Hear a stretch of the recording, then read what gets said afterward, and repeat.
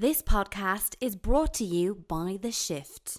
Hello and welcome to the Storytime Podcast. My name is Claire. I go by Clisare on the internet, and this is the podcast where I invite people on to tell me their best stories. This podcast is brought to you by Patreon, as always, by the patrons on the Storytime Superhero tier on Patreon. Please consider becoming a patron of the podcast at patreon.com/Clisare. Links are down below in the description and in the show notes on the audio platforms. It's story time! Hello and welcome back to the Storytime Podcast. And my name is Claire. I go by Clisare on the internet. And this is the podcast where I have guests on to tell me stories. And this week I have with me Ryan Tracey. How are you? Yes, what's the crack, Claire? Thanks very much for having me on. I am doing absolutely mighty. Yeah. Thanks so much for coming on. Do you want to tell everyone where to find you on the internet and introduce yourself? Absolutely. So my name is Ryan Tracey, and I am actually the fastest balloon modeler in the entire world. You find me on the internet mainly on my Facebook page, which is Duff Balloons. I also have a YouTube channel called Duff the Balloon Ninja with lots of tutorials teaching people how to become as fast as I am. It's tied into my concept, which is called the Great Inflate, which is all about encouraging as many people as possible to take up something fun, a hobby they like. In this case, it just happens to be balloon modeling.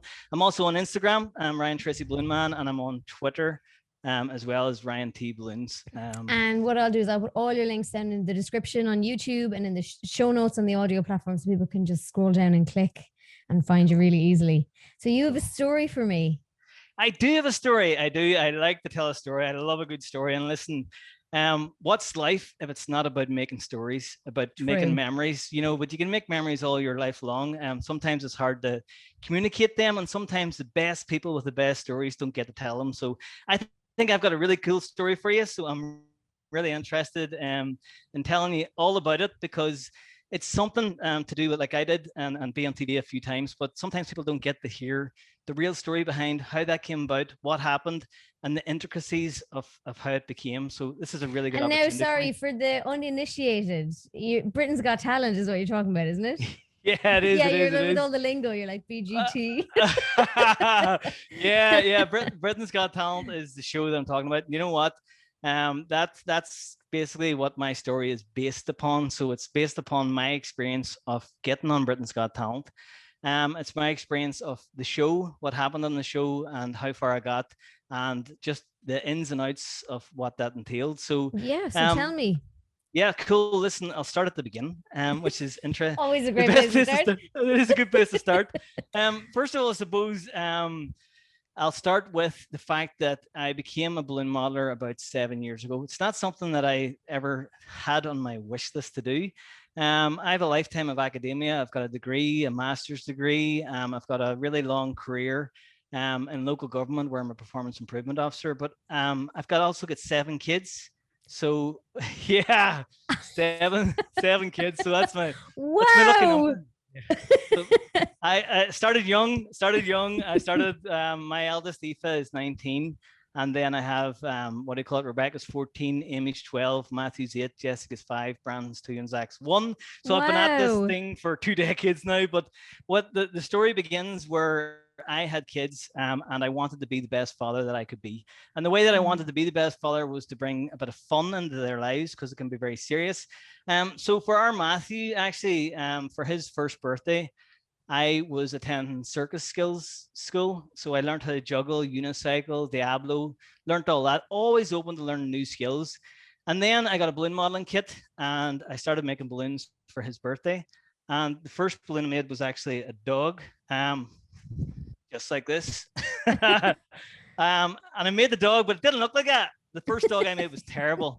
It was terrible. I remember my wife saying to me, "Wow, you're not so good at that. And you're good at everything." And I was like, "I'm going to get better." And I said, "I'm going to become the best in the world." And she laughed. And then I became the best in the world and she laughed even harder. Yeah.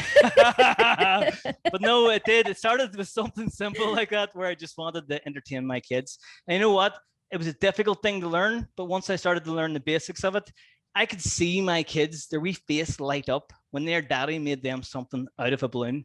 And that's what got me hooked. It was that initial, I can make stuff out of like something simple like balloons, and I get a really great response straight away from my kids. They're like, really, really into it. So I started to think, what can I do with this? I started making more balloons. And then before I knew it, I set up a small business and I was making a lot of balloons. They were very popular, but not just making balloons. What I like to do was entertain kids. So I wanted to create a positive experience in a small, like short space of time. So I was making balloons, and then I realized that because it was popular, there was a lot of kids wanting balloons. So big queues. So I started to go faster, and I started because I didn't want the kids to get balloons. So I was going fast, and I realized I'm pretty fast at this. So I said, wait to hear, this is what happened. So I was in Oma in 2016, and I heard the BGT were coming to town. A friend of mine said to me, listen, we're having a charity night, and BGT Scouts are going to be there. We're going to have some singing. We can't find a magician. Would you come along and make some balloons? And I said, well, do you know what? I'm open for anything. I'll go do it. So I landed in, and I should have worn, I've actually got it in my wardrobe, but I was wearing a Bada Boom suit. It's a very colorful suit. So I had a big Bada Boom suit on. And this suit was very colorful. Walked into this bar. And sorry, what's about a boom suit? Is it like a specific thing to balloons or? Not really. It's very unique. Give me 2 seconds. Well, wait, you'll pull out your earphones. No, the earphones are long enough. What do you see? Hold on. It's like, I'm going to see I thought I was going to see the camera take a hit. No, I've got my wardrobe set up here. Right, hold on. Ah, brilliant. You now need some sunglasses for this. You need some sunglasses for this crack here, clear. You know what I mean? This is the best thing about video podcasts. You can see what you're talking about. Yeah, well, whenever I go to shot, so it's like one of those comic book sort of suits. Awesome. Exactly. That's really cool. So listen, I put this suit on, right? And whenever I started wearing this suit, actually people were kind of looked at me and was like, is he actually wearing that? And you have to have confidence to wear this suit. So I was like, I'm going to own this suit, right? So I walked into this bar, suited up, and it was like something of a Western. The entire bar just stopped, turned around and looked at me. And I kind of stood there and went, it's a crack.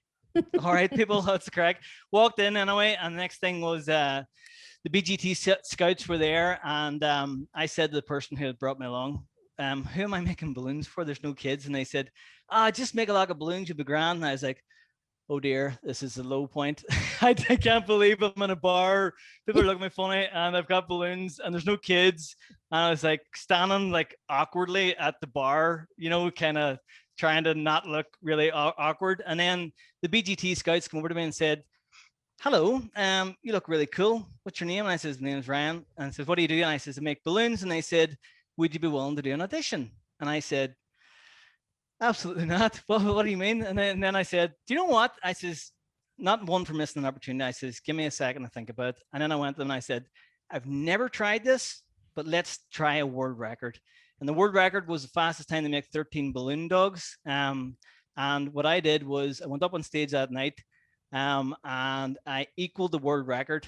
And it was pretty hectic. I was making the balloons fast. The whole bar were like up going, yes, come on. I was going, this is mental. And then they filmed me after it, and a full interview, asked me what it would make for Simon Cowell, what it would make for the Queen, and what it would do if I got on Britain's Got Talent. And I just like really casually, coolly was like, yeah, I would do this and do that. And I remember going home that night. It was like 11 o'clock and saying to my wife, I just done an audition for Britain's Got Talent. And she was like half asleep and she says, yeah, okay. and then literally within 2 weeks, I get a phone call and say, you're through to the lives. And I says, the live show? And I said, yeah. And I says, what does that mean? They're like, so you're going to be on stage in front of the judges and an audience. And I was like, again, playing it cool. Yeah, it's no problem. I'll do that. And then like literally, so like over 10,000 people apply for this. There's loads of different stages, but there's loads of people apply for it, and very talented people, Claire, people that have been doing their talent for their whole life. And I kind of feel like I skipped a bit of that because it was something different, a bit unique. Yeah, I was about to say, like, I'd say they love the unique stuff. They do. They like something different. But listen, Britain's Got Talent is Britain's Got Talent. They're open to everything, but some things work and some things don't. And I was kind of on the cusp of, they were giving me a chance, but I had to prove myself, and I had a lot to prove. So yeah, I went on Britain's Got Talent, but my main ambition for going on Britain's Got Talent was because I wanted to be a Guinness World Record holder. And I pitched them the idea that I would do a world record, which I did. And then by February, I was standing in Manchester in front of 2,000 people on stage, in front of the judges, doing this world record attempt. But the world record attempt that I've been practicing for, I was only notified 7 days before it of what I would be doing. Now, I was making 5 balloon sculptures, which is difficult enough, fastest time possible, but I done it blindfolded.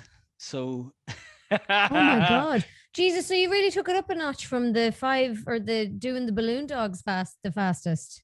Well, do you know what? Guinness World Records don't give you titles easy, so I had to go for an existing record, and that record was a record that I was interested in. But wow, if you had been in my house 7 days before I flew to Manchester, I had never attempted that world record before.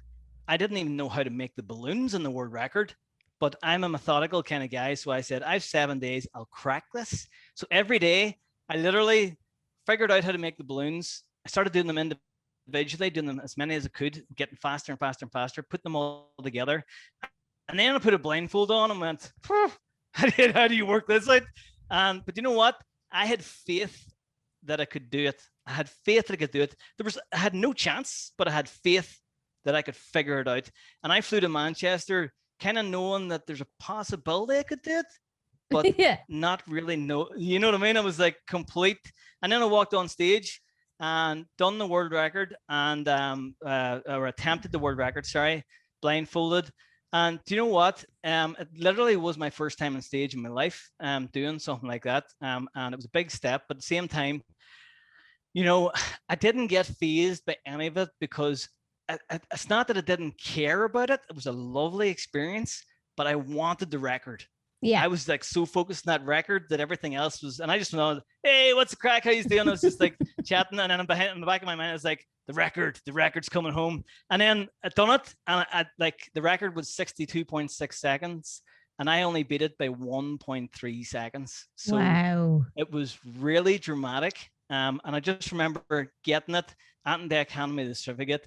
Walking out of there, like I don't even feel like I walked out of that studio. I feel like I just floated out of there. I was so proud and happy myself. You know what? That record was coming home to my kids to show that their daddy was the best in the world at something. And my big part of my life is being or trying to be inspirational, especially for my kids, and showing them and you can do things that you don't think is possible. So it was such an elation. But you know, I took the record and I brought it home, and then you know you wait a wee while before it comes on TV, and I was kind of thinking, are they going to show it?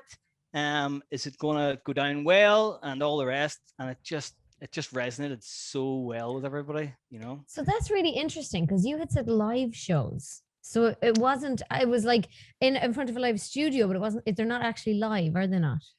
It's called a live audition. So you have the judges in there in person and a 2,000 strong audience, and they film it. But yes, the first part is the audition process. So they call it a live audition. But whenever they film it, it doesn't go out on TV then until they're finished. So it was aired about 2 months after that.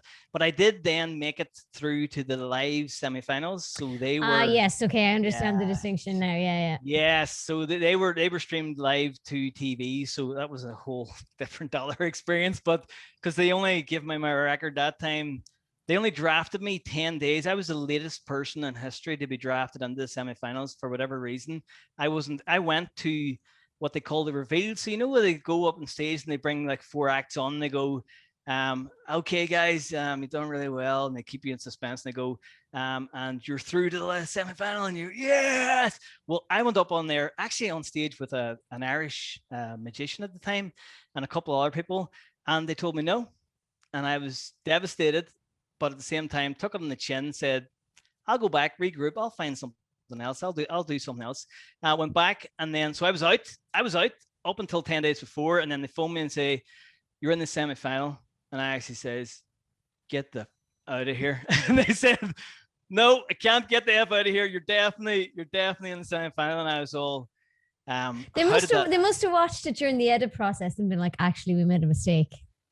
Do you know what? They like to have, they'll always have their singers, they'll always have their dancers, they'll always have their magicians, they'll always have the choirs and stuff like that.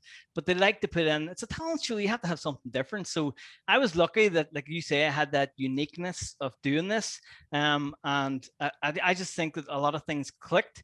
I do believe in destiny and believe in fate, but you have to earn it and you have to make your own path and think good things will happen. So for me, it was just a coming together of good things happening. I remember saying to my wife, whenever she said I'm in semi-finals, she said, "Oh my God, I can't believe it." And I says, "It was meant to be. I knew this was going to happen." Like, so I was delighted to get into the semi-finals in 2017.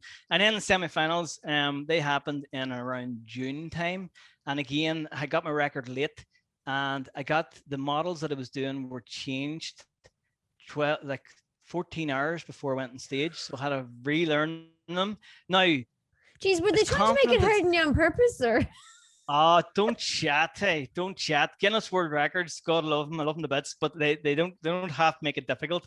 But yeah, they changed. Oh, right, so it was the Guinness World Records and not the show just randomly trying to make your life harder.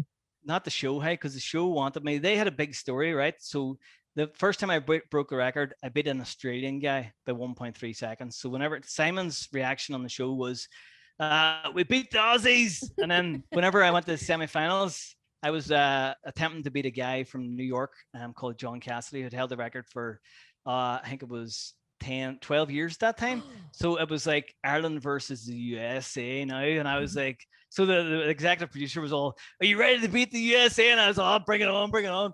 And then because everything was changed last minute, I was literally, my wife was saying to me, "You look like white as a ghost when you walked on that stage." And I was like, that's because I had no chance. I hadn't even attempted a full run at breaking that record when I went on the stage. And because they knew I was fast, my table in the first edition was like this size.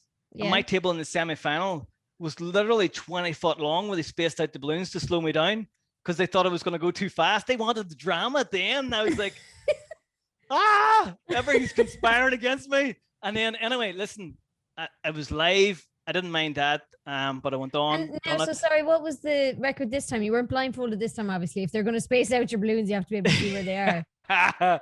Yeah, not blindfolded. So this one was the most unique balloon models made in 60 seconds. The record was 13. So nice. I had to make like 13 different animals, different animals at speed, like, so you're talking like sub 4 seconds per balloon, like, so Oof. It was nuts. But listen, I had my lineup, I went for it, and I ended up missing out on breaking the record by about 2 seconds, but I was devastated, obviously. But because I equaled it, I still achieved the world record as a joint title holder. But equaled it.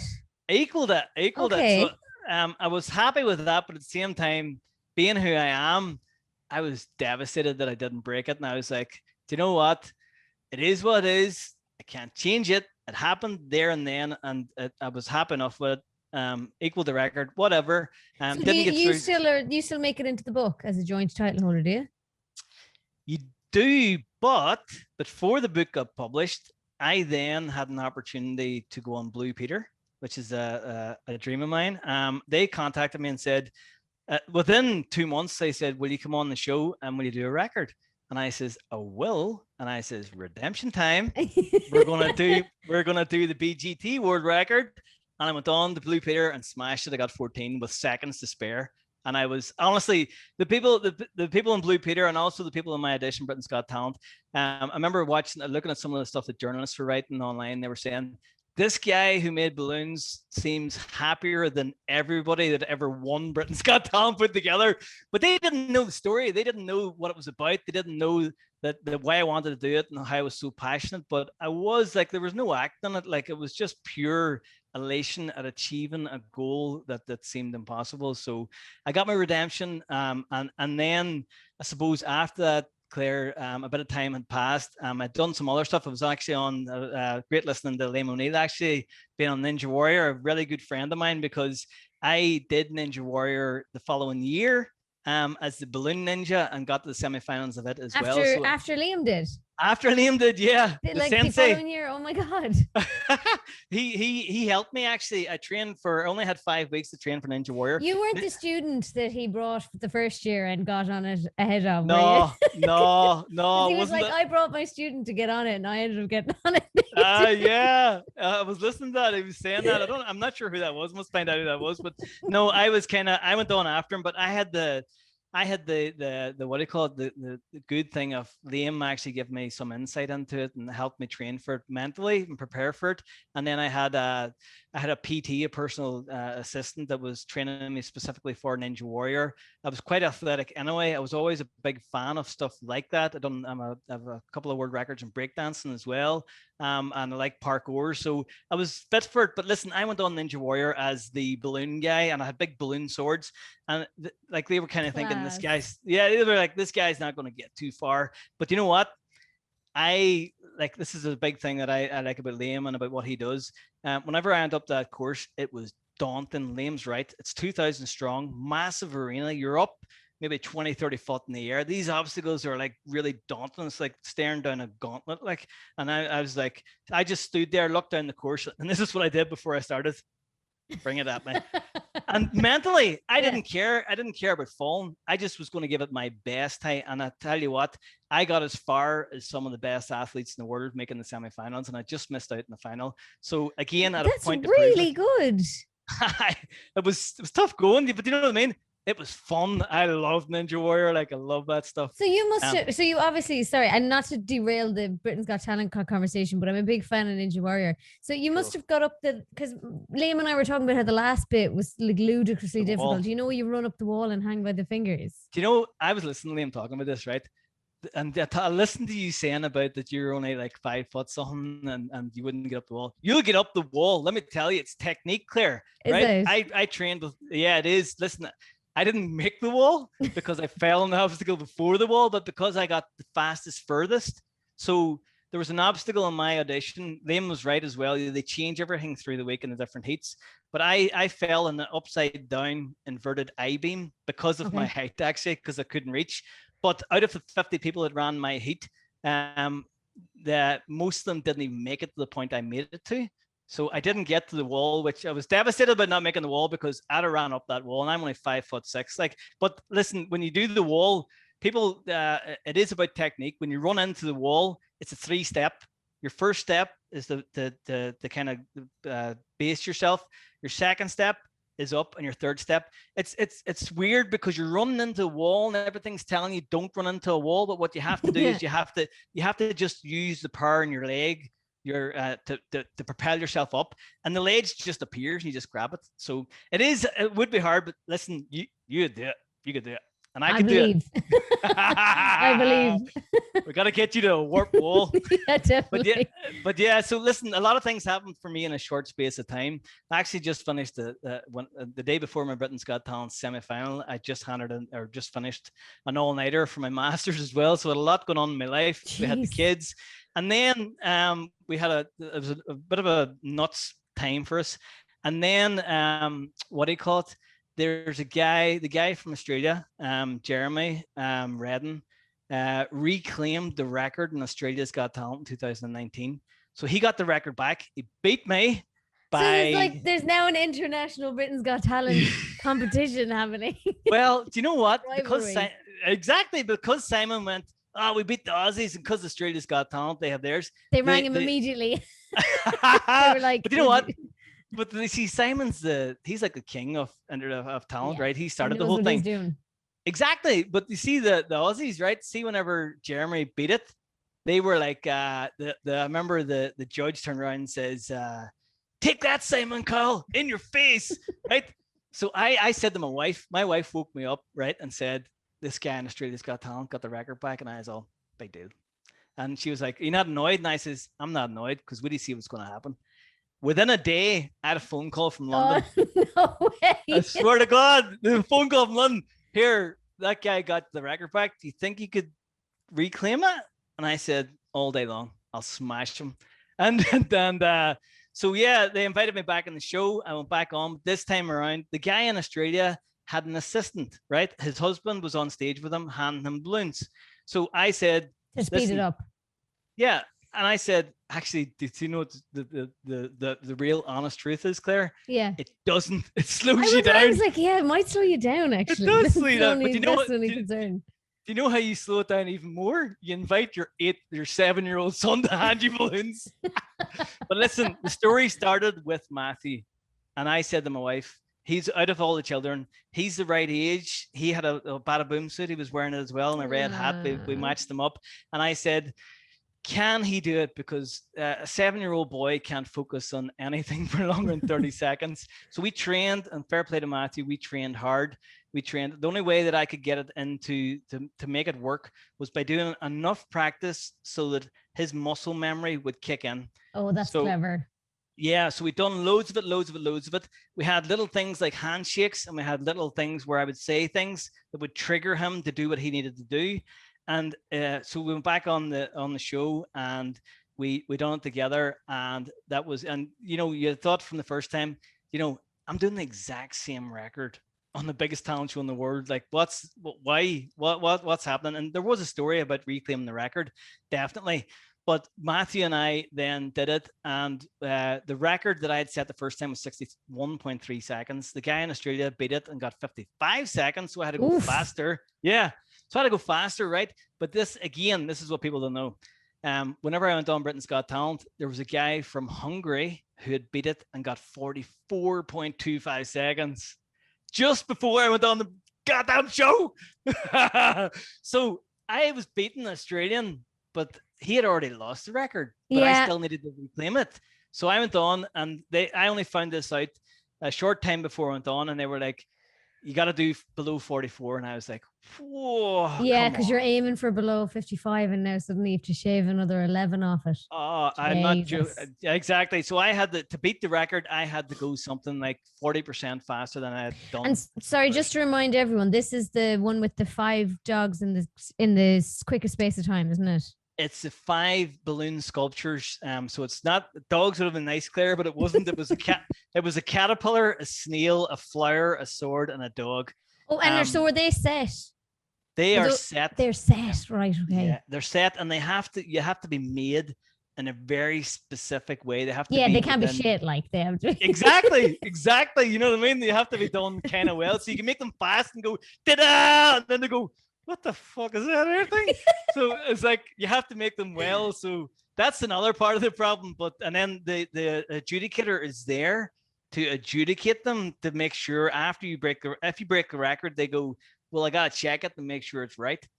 So thankfully, Matthew and I and Dawn, we had a very kind of, and listen, Matthew walked out in front of 2,000 people on that, and he just looked up, and I could see it in his wee face, and I went, oh dear, come to me.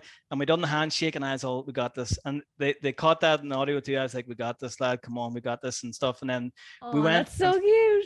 It was class, and as an experience, that was completely outweighed the first edition. The first edition was about me, really, but it was about inspiration. But it was kind of about, hey, look at me, I'm really good at balloons. And then this time it was like, Matthew, so like Ant said, I didn't see this until the cut and they showed it on TV, but Ant said when we were walking on stage, he said, oh, I really hope he does it now with his boy up there. Whenever I watched that back, I was all, God damn you, Ant, you go, you trying to do to me. If I had heard that, I had a heart attack. But yeah, listen, like for me, I wanted to do it for Matthew. Matthew wanted to do it for me. And listen, I'm delighted to say that we broke the record. So well done. That is Thank amazing. You. But listen, it was even tighter. It was a fraction of a second. We beat it by, I think it was only 0.7 seconds. We beat it by that time.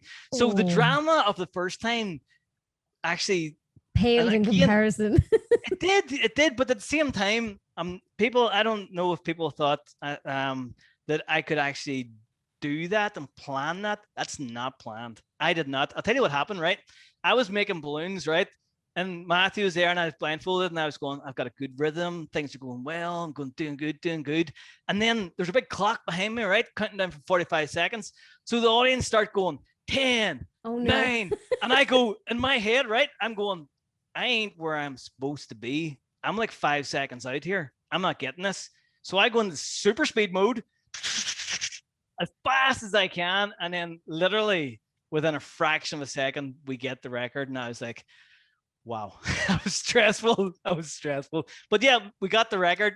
We brought it home, and it was delighted. It was a mighty experience for me as a father to have my son on there. You know, I grew up with my father not being around, so I wanted, it was meant that for me it was more important to be the best father I could be. So it was great to have Matthew there. But then what happened was, so I had that, and then the semifinals were coming up.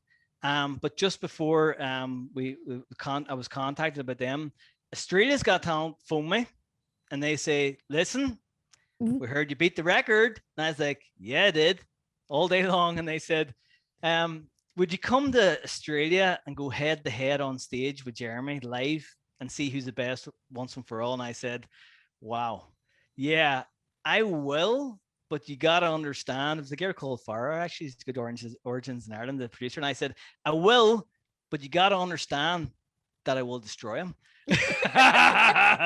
And they were like, "Is this guy for real?" And I was like, "Yeah, I'm for real." And you know what I said? They came back to me actually and said, "Jeremy said